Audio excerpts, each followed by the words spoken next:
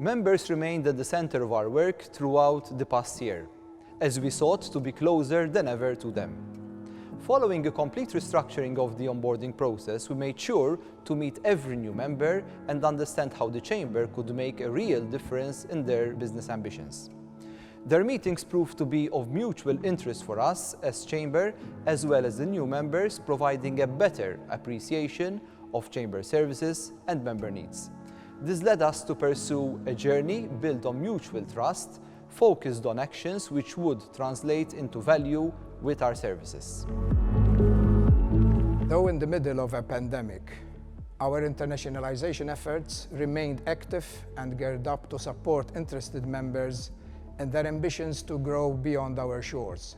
At a diplomatic level, we continue to meet with our ambassadors and commercial councillors to strengthen ties with old and new trade partners, as well as signing new MOUs with fellow chambers of commerce around the globe. We kept our active business councils engaged through regular meetings by teleconferencing to plan their post-COVID-19 forthcoming events and projects. Last year, we also collaborated very closely with our sister organization, Trade Malta, to complement our planned approach to targeted markets such as Africa.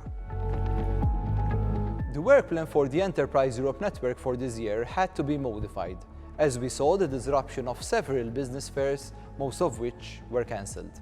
The EEN team at Malta Chamber implemented a plan which emphasized individual contact to take stock of the situation, gather industry cluster feedback, and liaise with the policy department for lobbying and fiscal support measures. During this phase, we managed to execute our obligations, focusing on companies from technology and retail industries. Despite all odds, the EEN team surpassed the annual threshold of partnership agreements through the participation in several digital co-organized brokerage events, focusing on startups, technology, retail, manufacturing, energy efficiency, and fashion. Trade Malta started last year with a set of international engagements, including setting up of the yearly National Pavilion at Gulf Food Fair in Dubai during the month of February, and the organization of its second trade mission to Accra in Ghana in early March.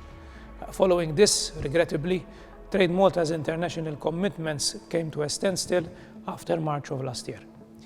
Notwithstanding, we moved most of our activities online and launched a series of webinars which covered focus areas such as digital strategies for growth, digital marketing strategies, and trading with Namibia, amongst others.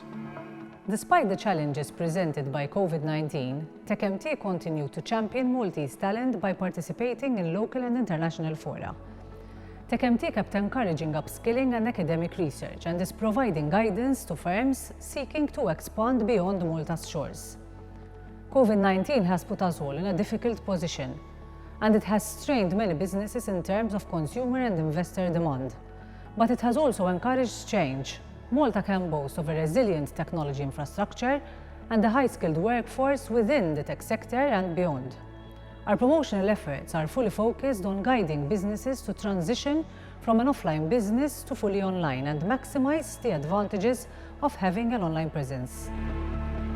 Though disrupted by COVID, the operations of Education Malta shifted virtually to follow new interests from international players in the education field. Discussions are currently underway with representatives from countries such as Italy, Germany, England, Scotland, India, and China.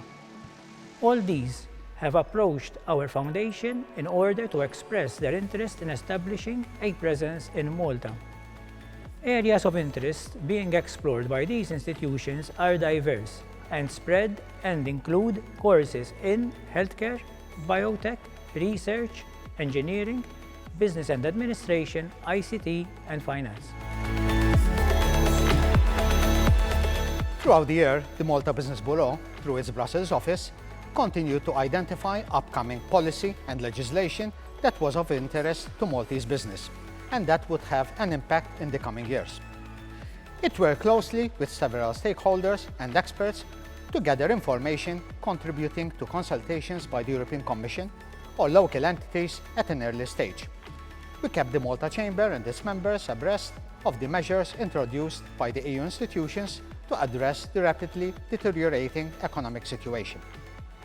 On the other hand, MBB's work continued to be effective through the attainment of EU funding and participation in EU programs, including promoting and supporting the uptake of green initiatives by business, fostering digital, financial and people skills, as well as assisting hundreds of Maltese startups and SMEs through the Enterprise Europe network. Last but not least, in 2020, the MBB won the National Enterprise Support Award with its Energy Ecosystem Initiative, focusing on increasing the energy efficiency amongst businesses. The MBB was then shortlisted for the European Enterprise Promotion Awards, for which it earned a runner-up title.